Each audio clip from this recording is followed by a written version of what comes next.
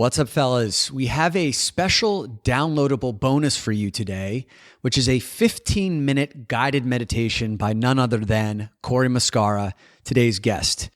What you're about to hear is a recording that we did in front of a live audience of 75 people talking about Cory's new book, Stop Missing Your Life.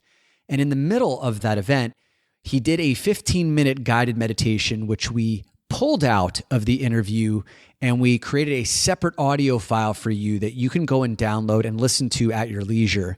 You can head over to doinnerwork.com/resources, or just go to doinnerwork.com and then click on the resources tab, and you will see Cory Muscara's 15-minute guided meditation that's available for download. So head over to doinnerwork.com/resources.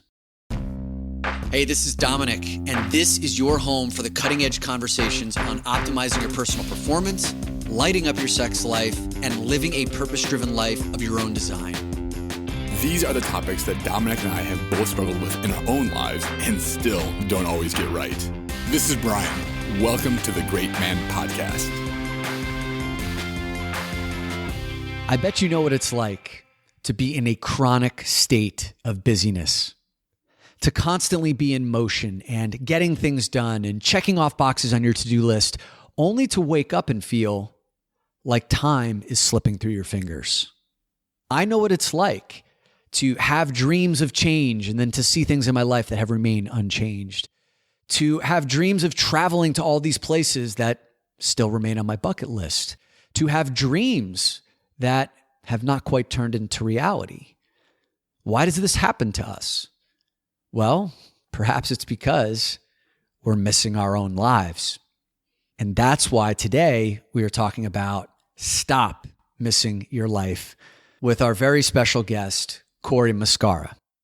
Now, I think Cory is our first return guest on this podcast. We had him on probably around like one of our earlier episodes, 20 or 30.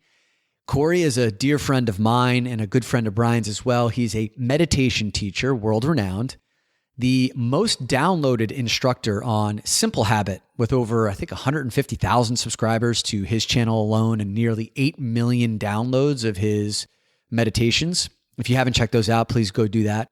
And also, we have a guided meditation that Cory created for us that you can get at doinnerwork.com/resources, a 15-minute guided meditation.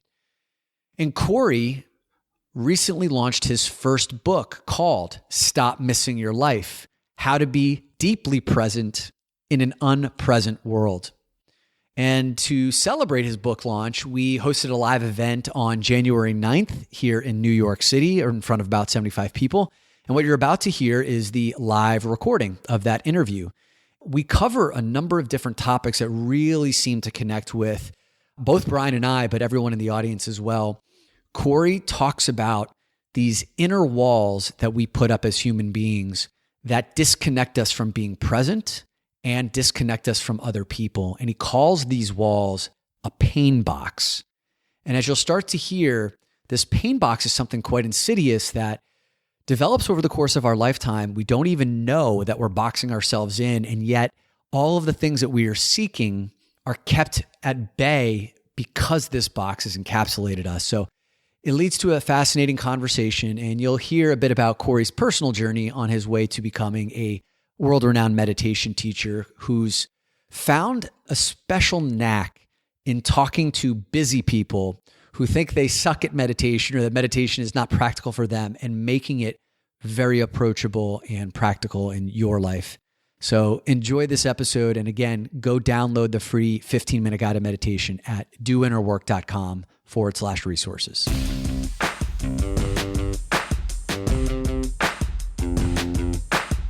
When I was setting up for the night before everyone got here, we were getting the chairs all arranged accordingly. And there was a woman, Grace, who stumbled by. Grace works for Splash. And she goes, "Hey, are you setting up for Monday night?" And I'm like, "Setting up for Monday night? Why?" She's like, "Oh, Stop Missing Your Life. That's happening on Monday night, right?" I'm like, "No, I hope not. I think it's tonight." And she looks at me and she goes, "I really need to come to this." Right? Welcome, Grace. Glad you're here. Right? Can any of you relate to that experience? Right? We just turned the calendar on another year, and did anyone here say, oh my gosh, how fast did this year go by? Or how fast did the holidays go by? I can't believe we're in another year. Well, that also happens with people, not just as the calendar turns, but oftentimes life flashes by years, decades, and entire lifetimes without knowing where it went. And our mission tonight is to put a little bit of a pause on that and to introduce some deeper concepts around how you can bring presence into your life. So 5 years ago, I decided to do something a little crazy, and I went to go get certified in hypnosis because I thought that would be fun. And I didn't know what kind of people I would meet at this hypnosis course, but I got partnered up with a young guy that very quickly opened my eyes because of his presence, because of his ability to block out all the noise that was around, his ability to listen to me and hold space. And I said, what is your name, man? And he said, my name's Cory. And I said, what's your story? And what I found out was that this guy had just come back not that long ago from 6 months of silent meditation in Burma. This is a guy who grew up in Long Island, shaved his head, wore the monk cloths, slept on a mat that was so thin that you could touch your fingers and feel the bones in your fingers, and for 6 months didn't speak a word because he wanted to go on that inner journey. And so the man who's going to come up here today and speak to you, he is an assistant teacher at Columbia University and the University of Pennsylvania. He runs a wildly successful daily podcast called Practicing Human. He is the most downloaded meditation instructor on Simple Habit. There's over 150,000 subscribers just to him alone and over about 8 million listens.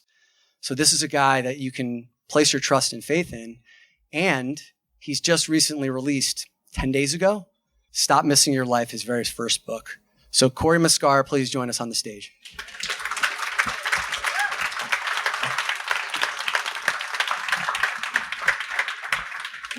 Thanks, guys. That was so nice. Cory, Stop Missing Your Life. Why did you write the book? Hey, everyone.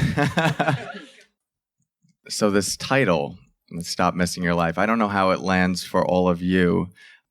I didn't actually want to name the book Stop Missing Your Life. Well, maybe we should start there. I first wanted to name the book Deep Presence. A lot of people said this sounded like an 80s porno, and that got nixed very quickly. So then I had to go to the next best thing, and I kept trying to feel into what is like the essence of this book. And Permission to Be Human felt really good to me. That felt right in my system. It felt like it aligned with the work I was doing and what I intended to do. I made a pretty good argument for that and why our culture needs it right now to my publisher, and they didn't like that either. So I had this chapter, it was chapter 4 on focus, and it was titled Focus, Stop Missing Your Life. And my editor went through and pulled out that line and said, what about stop missing your life? And I said, nah. I said, that's not usually something that I would say to a student of mine. I would never say to a student, like, you need to stop missing your life or stop missing your life. Feels a little abrasive to me. I was getting caught in something that most people that do creative work, that try to bring it in the world, often get stuck at this place where you try and speak to the heart of your work rather than meeting people where they're at or where the culture is at. The more I felt into what is the flavor of our culture right now? What's the zeitgeist? Like, what are people really, what's the message that's needed right now? The more I just saw so clearly, it's stop missing your life. You know, in the 60s, Ram Dass wrote the book Be Here Now, and that was just a massive bestseller. And then the 90s and the early 2000s, you had Eckhart Tolle, wrote The Power of Now. Jon Kabat-Zinn wrote Wherever You Go, There You Are. All of these are kind of pointing to a similar message. But in 2020, what's necessary? It's almost like we need someone to take us by the shoulders and shake us and say, stop. Like, stop missing your life. You're going through all these things. Where are you actually trying to get with all of this doing? And the more I felt into that, the more I said, yeah, this is the title that I want to make this book. And I think we can all resonate with it in our own unique ways. Like, we all have our own experiences of missing our lives. For some of us, it's just very clearly like what you would typically think of, going quickly through life. We start our day, we go to bed, and then wonder what just happened the last 16 hours of my life. Or we're constantly caught up in our news feeds on social media, and there's a very clear sense of like, wow, I'm missing these moments.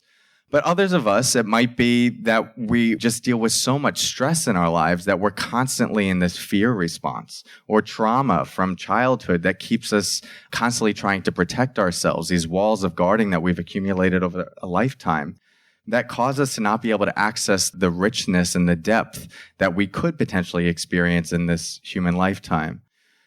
So I wanted to write this book to both address the obvious, that most of us are living our lives on automatic pilot, but also the not so obvious, which is that we've accumulated years of armor that keep us safe in a place that feels somewhat comfortable, but also prevent us from accessing the level of connection and intimacy and the richness that we can touch into in this life. So when I say stop missing your life, I'm speaking to both of those levels. There was a point in time where you were missing your life and someone came and shook you, not in the way that you would have wanted it, and this is how you ended up on your path. Why don't you share that story? Yeah. Some of you, if you've ever listened to a podcast or basically any talk I've ever given, you've heard this. But I got into meditation, all of this stuff for no noble reasons. I was trying to impress a girl. I had a hippie girlfriend in college. She was into meditation. I wanted her to think I was cool because she was really cool and special and just felt like a really heartfelt person to me. And I was like, I want her to like me. And so I started meditating. It was purely for superficial motivations. And there's no happy ending to that. She broke up with me a couple weeks later. So it's not like I meditated really hard. She came back to me and now we teach meditation around the world. There's a different happy ending, which is that the pain of that breakup actually was the shaking of my shoulders. The only thing that was giving me some relief at that time was the meditation practice that I started doing for very superficial reasons. It inspired me to go deeper. It was the first time, anyone in here have a meditation practice? Okay, awesome. It was the first time that I saw that I could watch my experience without being sucked into my experience. And maybe that resonates with some of you. It's kind of like if we think of our life like a river going down a mountain, we could be sucked into the white water, crashing wherever it takes us, into the rocks, into the bank. I felt like I was living a lot of my life that way. And sometimes the river ride was awesome. It was fun. It was exciting. I liked where it was going. And other times it wasn't. And I was really hitting into the banks and crashing into the rocks. I didn't have much control up until that point of when one would happen, when the other would. And here, for the first time, I was able to be in that white water when it was really rough and rocky, but actually take myself out of it so that I was sitting on the bank watching it go by. Same river, same me, different relationship, and completely different experience.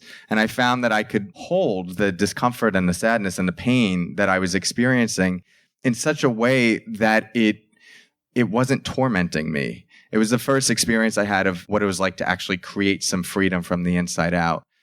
And I just remember thinking, this is really important and I want to understand this more deeply.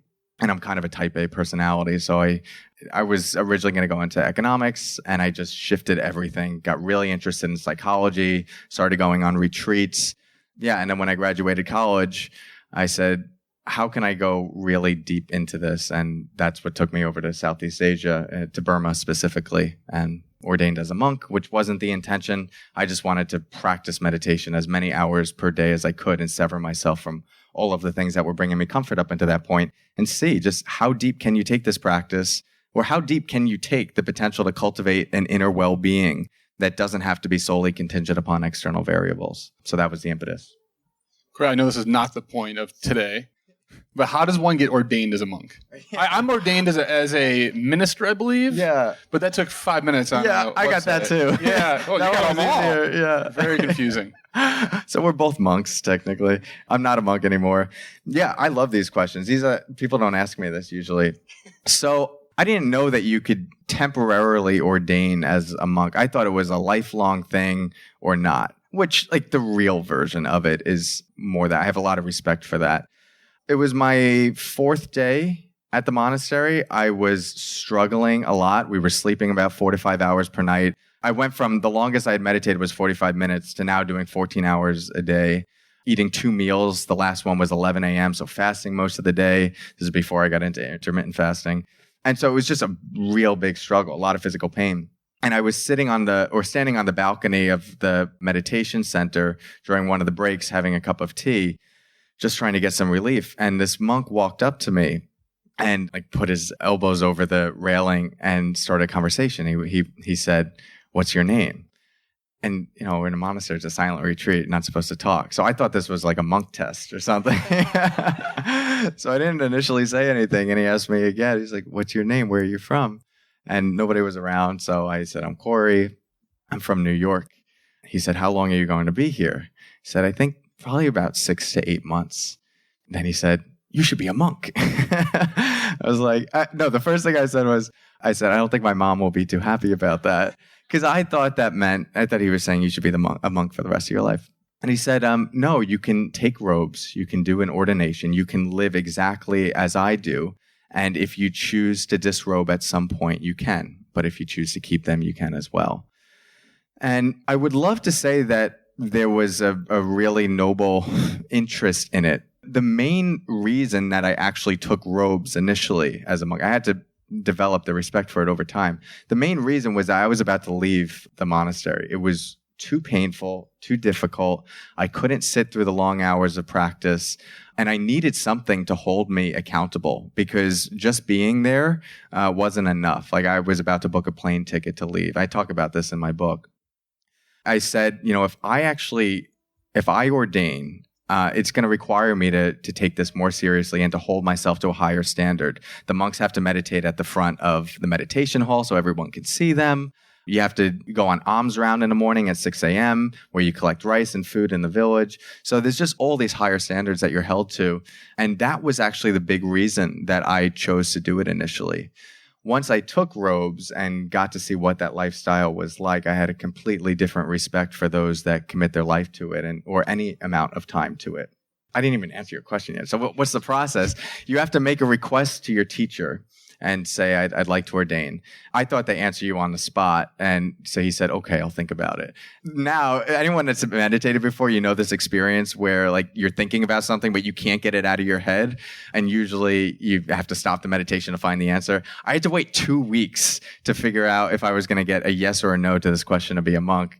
So constantly I was just thinking about what's going on. Maybe they don't like me. Maybe I'm not meditating hard enough. Maybe I should meditate harder. Eventually they came to me during lunch one day, while I was in silence, and they said, "Okay, you can ordain. Your ordination will be in a half an hour." Right after dinner, right after lunch. And so they ushered me over to the place where they do the ordination. The first thing is shaving your head. I had to take my shirt off. I had gained a decent amount of weight prior to going on that retreat because I knew I wasn't going to be eating much. So I was probably 20 pounds heavier than I typically walk around. And one of the monks pointed it out to me. He's like, "Ooh, you kind of fat." I was like, "What?" It's so judgmental. They feel very honest. I know. They're very Leave honest. it to a monk. It's just it's not right or wrong. It's just they're just naming a fact. I was like, wow, that's so interesting. So I had to do this whole thing where I squat down, they shave my head, they put water on it, and then I sit through this whole hour-long ritual where I do these chants and take my vows and ordain. And all the monks in the monastery come for it and bless it, for lack of a better word. And at the end, you're given your robes. You have to get rid of everything in your room because you're not allowed to touch money or have clothes. You just have your basic stuff like a toothbrush and all of that. What was the hardest part about being a monk? Well, let me clarify one thing. The schedule that I'm engaged in as a monk there is the same schedule that I was engaged in as a layperson. So the amount of meditation we were doing is the same. I think I should speak more to that, what is it like to engage in monastic life? Because the hardest thing about being a monk were things that you wouldn't actually expect and might not sound so hard. So one, learning how to wrap your robes, because they're 2 sheets. It's not like this costume you put on. So you have to learn how to wrap it around, create a little belt out of a sheet, and then the top one goes all the way around you and you bunch it up. Do we bring sheets here? We could use those sheets. Next time. It's been so long since I've done it. That took a long time and a lot of mental effort to figure out. And it was actually frustrating because I felt like it was getting in the way of my practice early on because it was taking so much mental attention. So that's one little thing.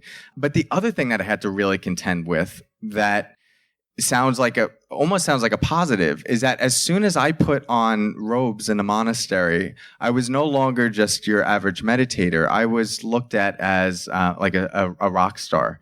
So in Burma, monks are held in very high esteem, and your rank, so to speak, goes up when you're a monk. I have a lot of issues with how this works, especially the gender differentiation there. So only men can be monks in this tradition. And then women would be nuns, but it's not considered as high of a ranking. There's a lot of old school patriarchal stuff that needs to be dismantled within some threads of Buddhism. We won't go too into that, but it was something that struck me very early on because as soon as I put robes on, there were women who had ordained as nuns for years, committed their life to it, and now they were stopping as I was walking by and bowing to me. And I said, that's not right. And that's not why I came here. I actually came there to separate myself from the things that were fueling a lot of my sense of self and my ego and all the praise that I would typically get. And here I put robes on and I was getting more of it when it was actually an effort to get less of it.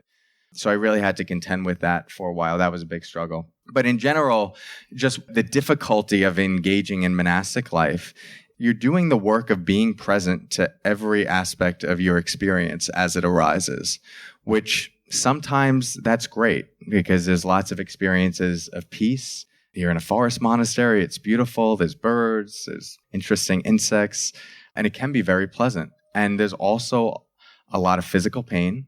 There's also a lot of loneliness.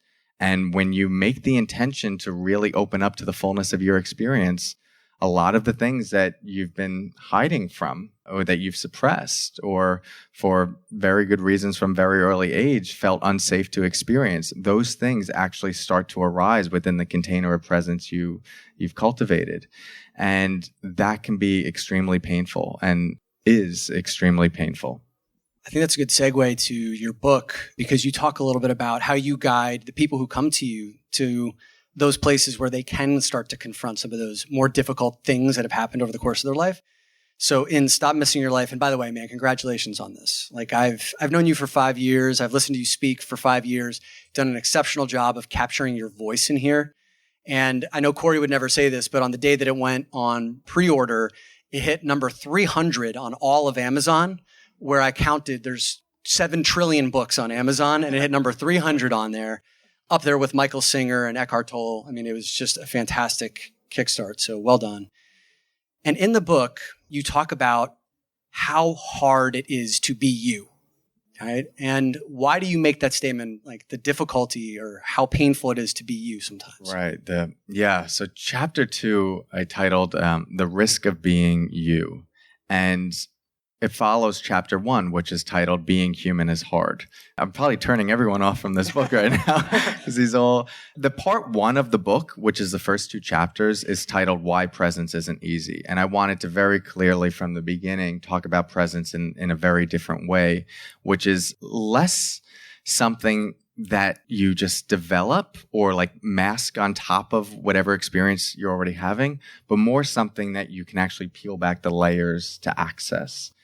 So I wanted to talk about why that's difficult. And the risk of being you is followed by that first chapter, Being Human is Hard, where I talk about all the various traumas of life from childhood to very intense experiences that we have that cause us to go, whoa, being in the present moment is very uncomfortable. Being myself, if this is what it means to be me, like this is really hard. And I don't like this part of myself because when I bring it out, it's not met with how I want it to be met. People don't like it. That's painful. The people that were supposed to love me the most didn't love me. So we develop all of these fears and pains around being ourselves that we learn over time kind of how to protect ourselves from having to experience that again, which is an amazing defense mechanism. And I think it's incredible that we have this from early childhood on to be able to numb ourselves to certain parts, to be able to suppress, compartmentalize, all of that. And I'm just going to jump in on that because I know I spent 4 years in addiction recovery, and I know what it is to numb out. I know what it is to protect. And one of the things that I learned, not just from myself, but other addicts, talked about how they were grateful for their addiction for a certain period of their life because some of the pains of their life, whether they were being abused or there was an alcoholic parent in the house or something that was so painful that they didn't know how to deal with it emotionally, that the numbing out was the thing they attributed to saving themselves for that period of time. But then it went too far. Yeah. Right. And so you call this the pain box, right? Like we kind of build this invisible pain box around ourselves. And I've spent the better part of my last decade working on dissolving that. So I could really relate to that concept. Cool. Yeah. I think all of us maybe in some capacity can relate to what the pain box is pointing to. All of these walls that we put up to more or less protect us over the course of a lifetime that kind of keep us confined to a certain way of being that we can get very comfortable with and actually forget that those pain walls are there. And it's usually only when we have to try something new or we're moving into a new job or relationship or we're trying to deepen intimacy that we actually start to brush up or make contact with these walls that can be very uncomfortable. So for instance, one thing we might want is, let's say, greater intimacy with another person. But that requires sharing more parts of ourselves and a vulnerability. And if we've learned from an early age that when we're vulnerable, it's chastised or it's not accepted, we've associated a lot of pain with that. Vulnerability is hard enough in and of itself. But when we've associated more pain with that, then we're going to come in contact with that and go, whoa, this is way too much. And this is where we'll shut down, we'll get angry, we'll overreact. And so learning to actually be able to hold your experience, the fullness of your experience, not just the good stuff, because a lot of us it's easier for us to hold the good stuff in general, but to also build this internal container that can stay present to the discomfort long enough that we can help soften that wall so that we could get on the other side of it to get what we most want. That's the key to real expansion, growth, and accessing the depth of what we can experience in this life. So chapter 2 is all about the risk of being you, which is pointing to the pain, the discomfort of actually stepping into who we often want to step into. And then the rest of the book is about developing the resources to actually build that inner container to hold more of those experiences so we don't have to numb out, shut down. Here we are at the beginning of 2020, which means that I've taken my annual pilgrimage to Arizona to see my parents for the holidays.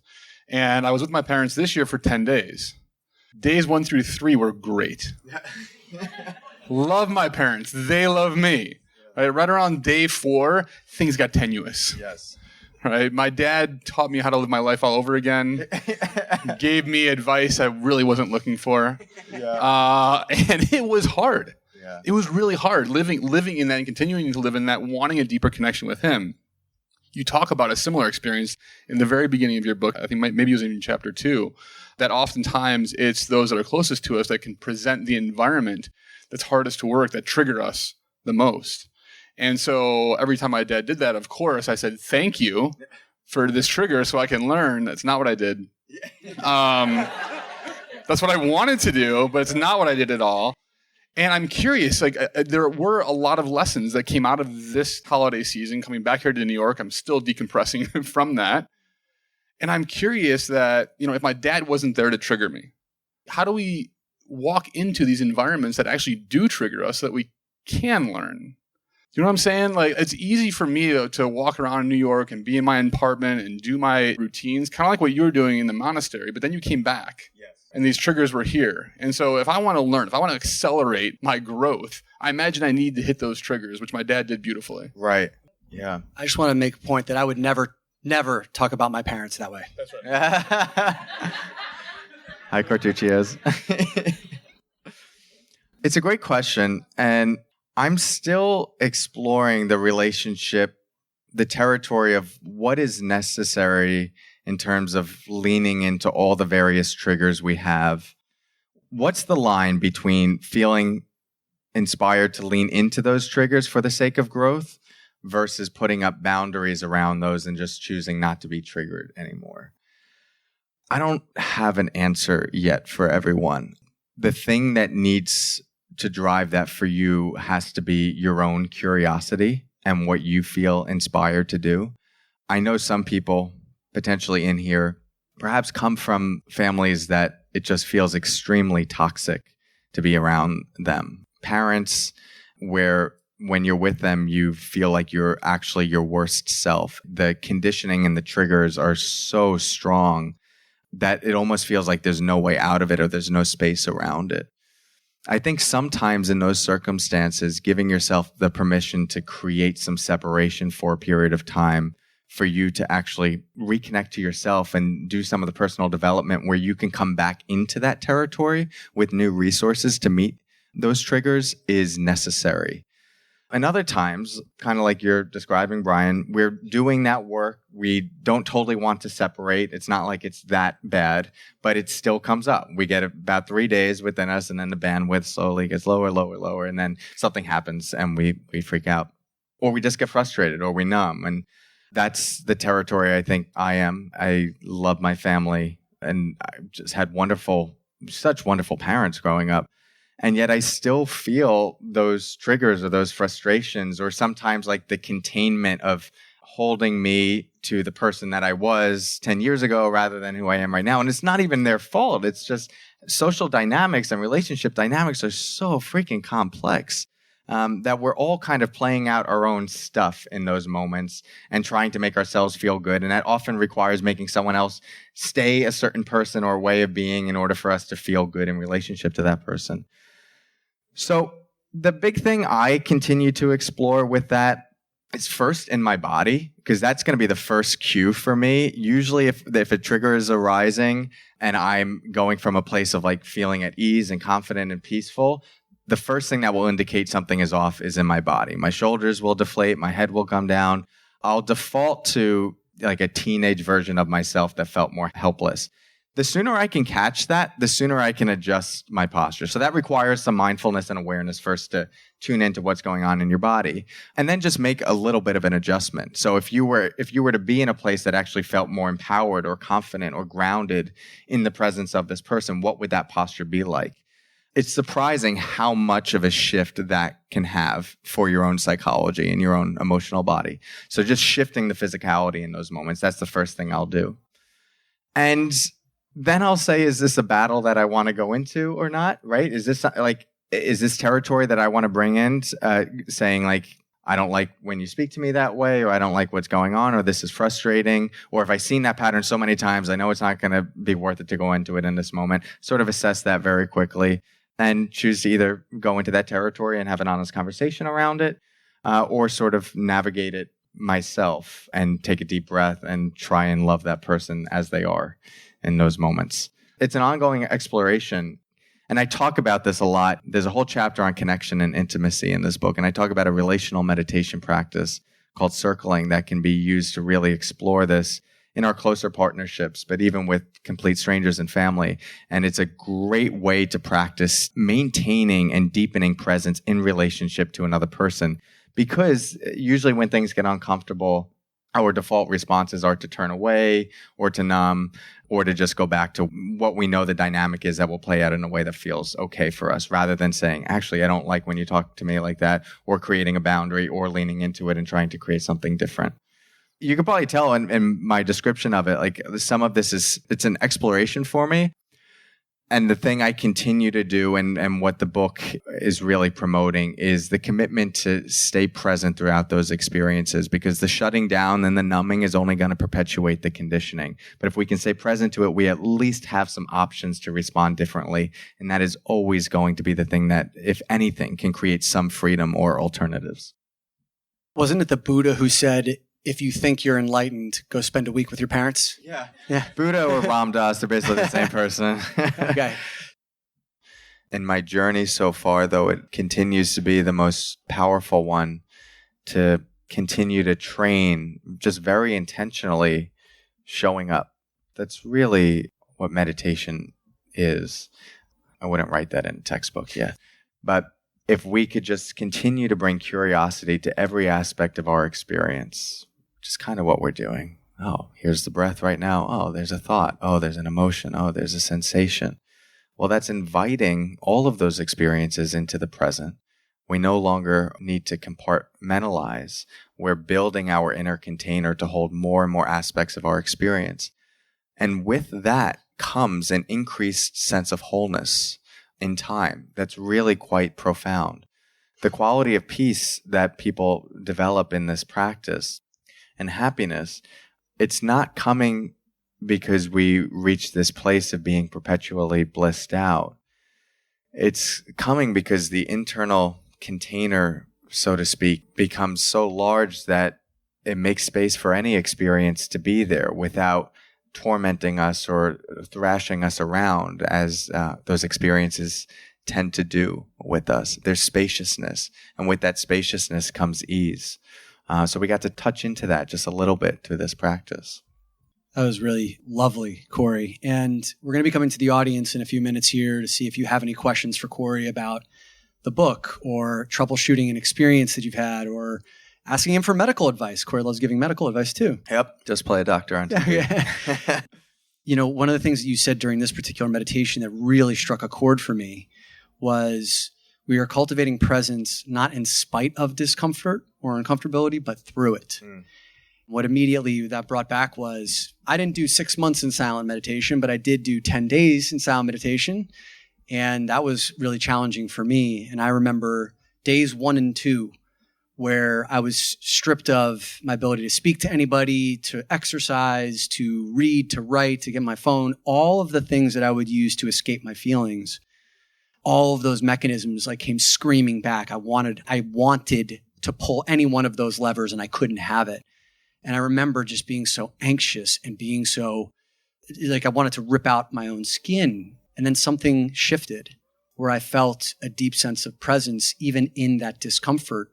And the pain was still there, but it didn't have the same kind of grip on me. And when you said that, it brought that experience back.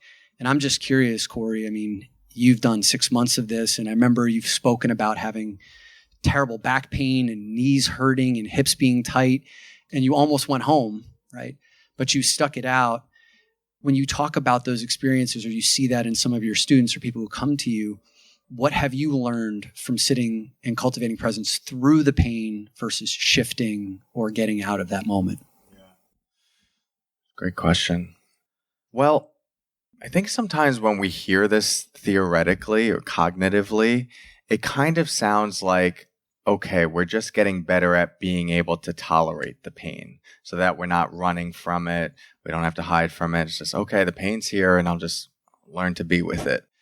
But something interesting happens when we do that more and more. The less we resist this experience, whatever the experience is, the less it persists in a significant way. And so it actually quite literally transforms. Or there's just an accompanying sense of peace with that discomfort that it no longer feels deeply uncomfortable anymore. So it's not like we're like, okay, I'm tolerating this. We actually get to a point where there is an accompanying sense of peace. That's one thing. And I'll say something that sounds a little different, which is that I still spend a lot of meditations working with discomfort where I don't get to a place where I'm like, oh, I love this. It still feels uncomfortable and painful. And if you've ever gone through a meditation, how many people in here have done a retreat before? Okay.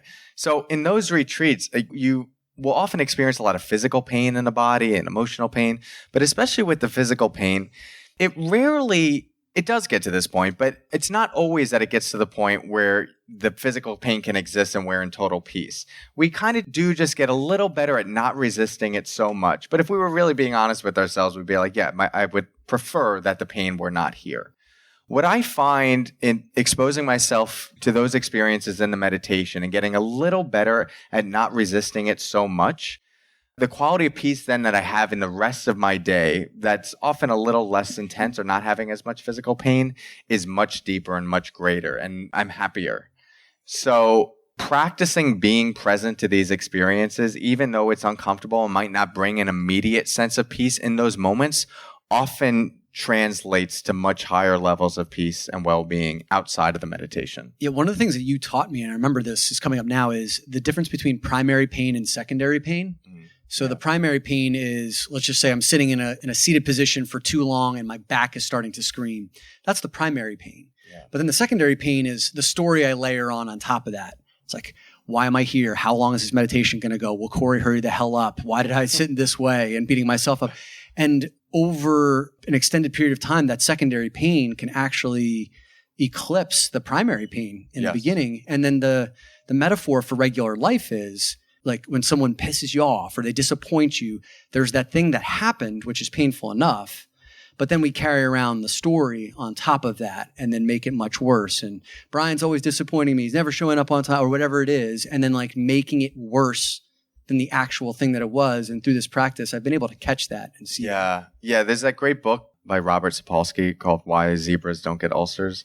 And it just wait, why don't they get ulcers? I actually haven't read this in so long, so I just know it's very much about stress. But if you think about a zebra running from a lion, right? Like running for its life, the whole herd of zebra running, like life-threatening situation, adrenaline coursing through them. Eventually, what happens? One of the zebras gets taken down by the lion, and the race stops. Well, those zebras then go to the watering hole, and they don't really sit around going, man, that lion was such a dick. Like, why is that lion always doing this to us? Like, life's so hard, hate being a zebra. It's just like, oh, now I'm drinking water. And then the next moment, and then the next moment. As humans, we've evolved this prefrontal cortex that does this amazing thing where we can think about the future and imagine and create and go, this is where my life is right now. This is where it could be, and create New Year's resolutions that we don't adhere to. But all this great imagination that also comes with thinking about everything that could go wrong, all the judgments about ourselves. And that is often the secondary pain that we're caking on top of our experience, whether it's future-oriented or not. But for me, in the monastery, with that physical pain, the thought was, how am I going to be able to do this for 6 months? Like, there's no way I'm going to be able to handle this for 6 months. But when I really dropped into it, that's not what was being asked of me. It was just, can I be with this for one moment? And most of us, if someone were to ask us, can I be with this uncomfortable experience for one moment? We go, yeah, I could do it for one moment. I don't want to, but I could do it for one moment. Well, if you could do it for one moment, then you could do it for another moment, and you could do it for another moment, and do it for another moment. Life is only asking us to live in single moments. And when we drop into that understanding, it simplifies how we get to live. And it often drops us out of that secondary pain that is the primary cause of our torment. Awesome. I'm going to come to the audience in a second here. So if you've got any questions ready, I'll come to you. Yeah, Cory, when you're talking about that pain, if I say the word just be more present, what comes up for you? My teacher in Burma, I'm assuming you're referencing that story. Yeah, so it was the third, fourth, or fifth day. We get these meetings with our teachers once every few days to discuss our practice. This is the only talking we really get to do. It's a 5-minute meeting. You share what's going on, then the teacher can offer some instruction. So I was really struggling those first few days, thinking I was going to leave. So I come in, finally get this meeting with my teacher, and I basically unload. And I'm like, the teacher's name over there is Sayadaw. I go, Sayadaw, like, it's really bad. There's so much pain in my back. I don't think I could do this anymore. I want to leave. It's too uncomfortable. I'm doing the meditation. It's not working. And I gave this whole spiel and more or less said at the end of it, like, what should I do? And this was one of the greatest meditation teachers alive at the time, 91 years old, world renowned. I was like, he's going to give me the answer. And so the translator relayed the report, and he knows just a little bit of English. And all he said was to me, he smiled. He goes, just be more present. And I waited for him to say more, and he didn't say anything. And that was it. And that was a common refrain for so many of my interviews, where I would go into these experiences, tell him like all the stuff that's going on, the difficult stuff, but also like the really great stuff. And his response would just be more present, just be more present, just be more present. And I hated that at first, because I was like, I came 8,400 miles here to get some of the best meditation instructions in the world, and you giving me something that I could have literally read in a fortune cookie. And What I didn't yet understand is just the depth and the nuance of what he meant when he said, just be more present. For him, a moment of presence is a moment of not pushing, not pulling, just meeting this moment with soft, gentle compassion. And when I heard it, I just, this like trite advice that was almost dismissive. But for him, presence is imbued with depth and love and wisdom. And when I started to understand that, which I had to learn kind of on my own and through some of the various talks that are given, I realized, oh yeah, that actually is the prescription in those moments, to just be a little more present so that there's less fighting, less grasping, and just meeting this moment with a gentle awareness. The more moments we do that with our lives, the less resistance and secondary pain we create. And quite frankly, the easier the journey becomes. Thank you. All right, so let's turn it to the audience here. What questions do you have for the man of the hour? Just an hour. Yeah, it's almost up. Hi, I just wanted to pick your brain about social anxiety, things like being hesitant about putting yourself in situations with like people you don't know or big groups. I find myself being pretty comfortable with, one-on-one interactions, but, struggle to make new friends, make new connections because of just this hesitation about putting myself in those situations and kind of the anxiety that evokes. Yeah, thanks for the question. What do you feel like it brings up in your body when you contemplate those moments, those experiences, the social interactions? Can you connect to it right now? Yeah, I mean, there's a sense of vulnerability, like a fear of judgment. And then there's obviously just the physical experience of just kind of run-of-the-mill anxiety, like heart racing, kind of tension in chest. Yeah, great. Thank you. So this is something I'd love to actually have like an hour-long conversation with you and dive into a little bit more. I'll give you a few things. The first is the deepest thing, and then I'll give you some more surface practical things. There's a practice I talk about in the book around reclaiming your shadow. And it's a shadow integration practice. If you've ever heard of that, Carl Jung, uses the term shadow, these parts of us that we sort of suppress, that we don't like, that we cast into the shadows of our awareness. Those parts of us, those shadow parts, often create a lot of extra anxiety, and we're in subconscious tension and battle with them without realizing it. The practice walks you through meeting that shadow part and actually befriending it to an extent and creating a relationship in such a way that it might actually become more of an ally.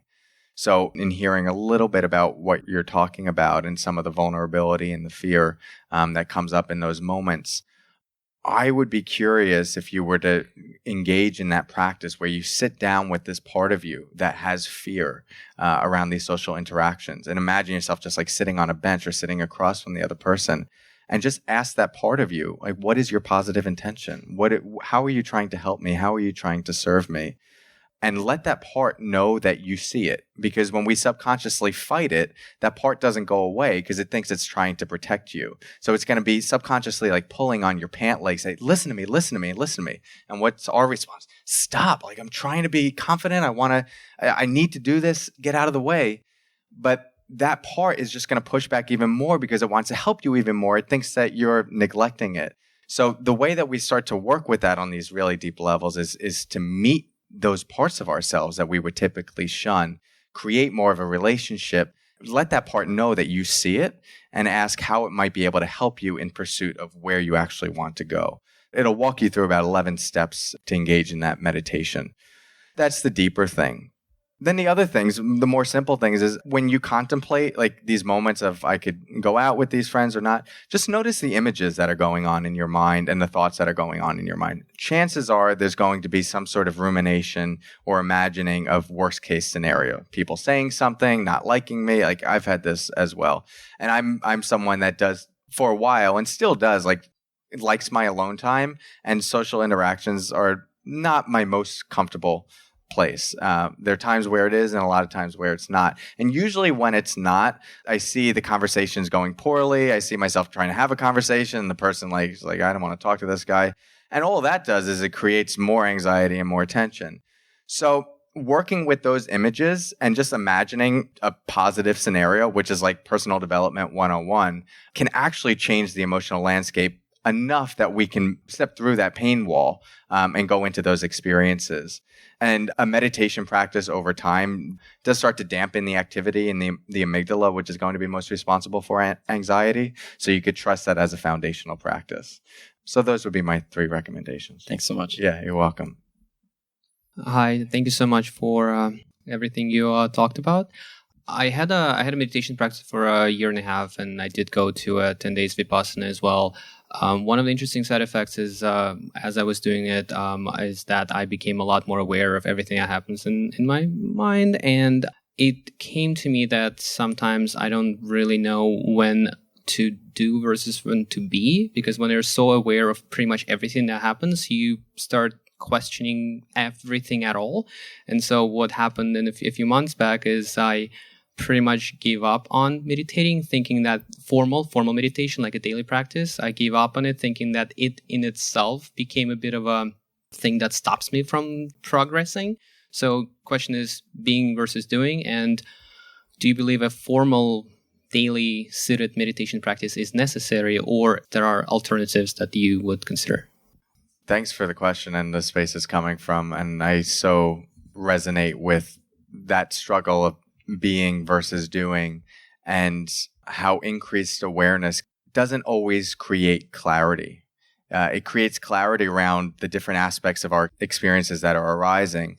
But sometimes with more awareness of that, we can sort of go, well, I could do that, or I could do that, or this or that. You see more of the options because you're less reactive to the usual conditioning that would just push you in a certain direction. When you stop in that space between stimulus and response, you see, oh, there are actually a lot more alternatives. In the beginning, that can feel freeing. And sometimes over time, we're like, oh, I kind of miss when I just something just pushed me in that direction. So I still navigate that for myself. And the one question I tend to come back to for myself is, would I get rid of this awareness in service to have more of that reactive conditioning that I had before? The answer always tends to be no for me. And I see this as part of I don't know if this is the right term, but like the spiritual maturation, where we do go, the mind does start getting bigger and bigger and more expansive, that we do see the many different alternatives that are there. We can hold contradictions. We could see, oh yeah, the right wing has some stuff, the left wing has some stuff. Instead of just grasping onto one end of the polarity, we sort of hang out and see the entire polarity. So the first prescription for that would be, when you notice yourself in these moments of confusion of, is this a moment of doing versus a moment of being?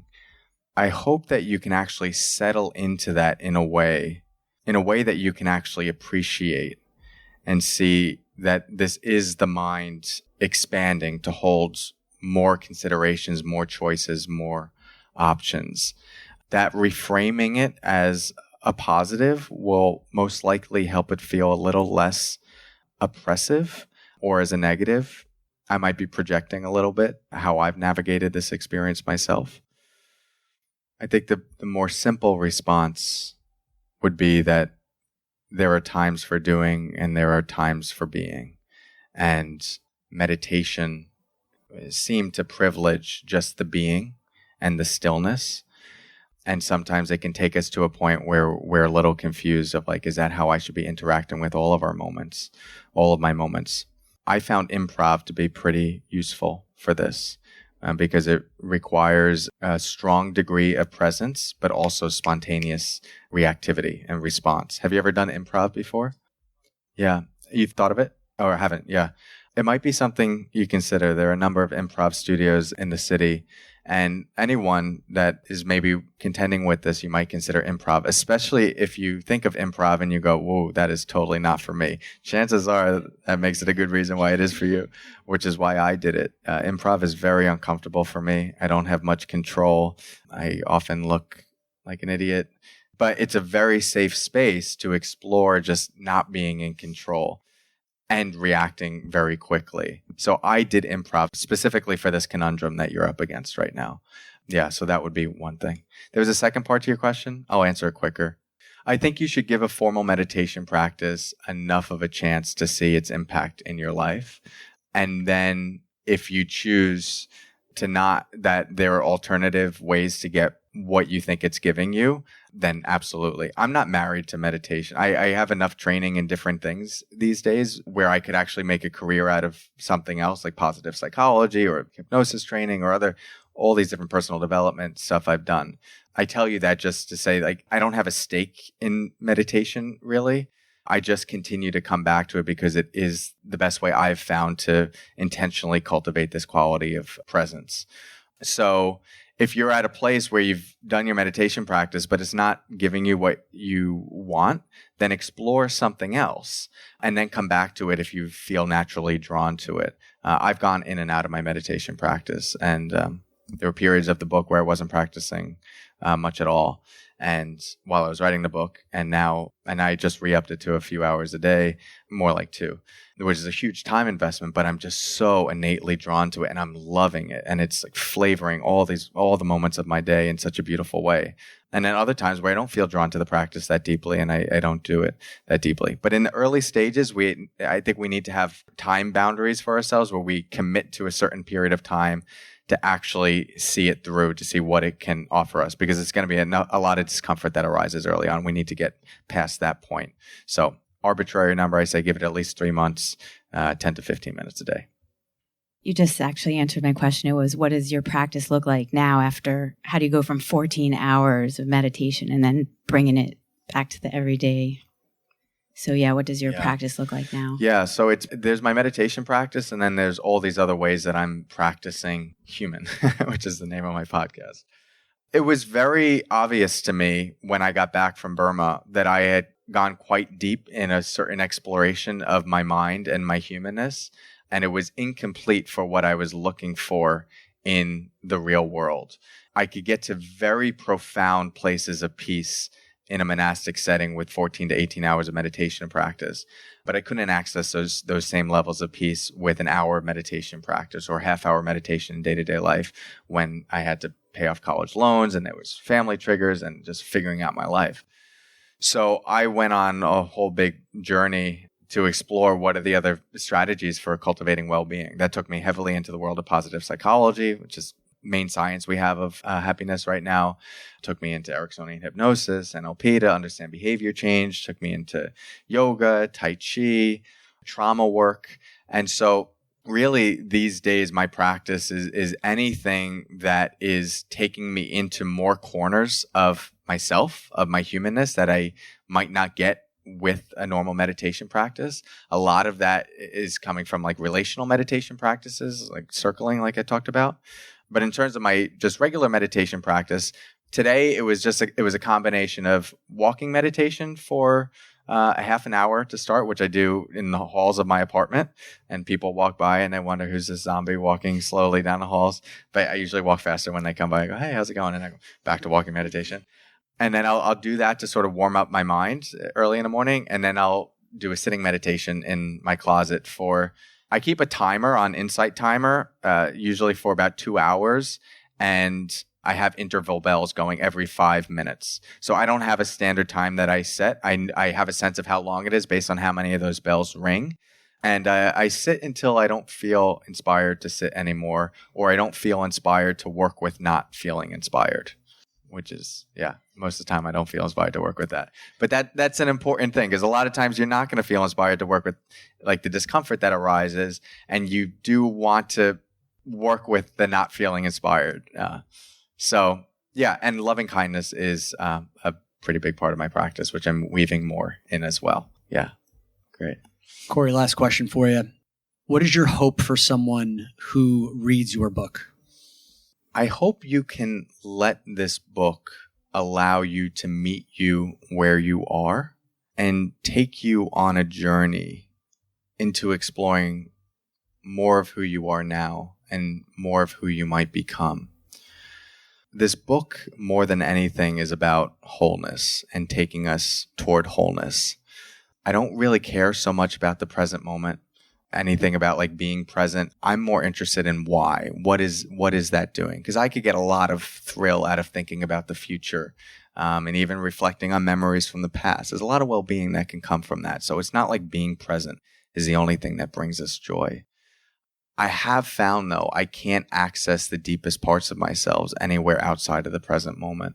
And the deepest quality of peace I've experienced is when I can deeply meet all the dimensions of myself without fighting, without resisting, and making space for. And so my journey right now is doing that on deeper and deeper levels. And my hope for anyone that reads this book is that it becomes a roadmap for you to get there as well, and for you to continue on that journey. I wrote it to be the book to take you into deep presence, to give yourself more permission to be human, to start wherever you're at and go as deep as you'd like. And I'm proud of what it's become and the feedback that we've been getting so far. And I can't wait for you to read it as well. Hey, don't forget to download the 15-minute guided meditation that Cory did for us in front of the live audience. It's available for you for free download at doinnerwork.com/resources, doinnerwork.com/resources. Hey, did you get something of value out of this podcast? If so, I'm going to ask you a favor. Would you be so amazing as to go over to Apple Podcasts and leave us a rating and a review? Your ratings and reviews can show someone who's just discovered our podcast for the first time that we are worth listening to. And that way we can reach a wider audience. So please head over to Apple Podcasts, leave us a rating and review. You rock.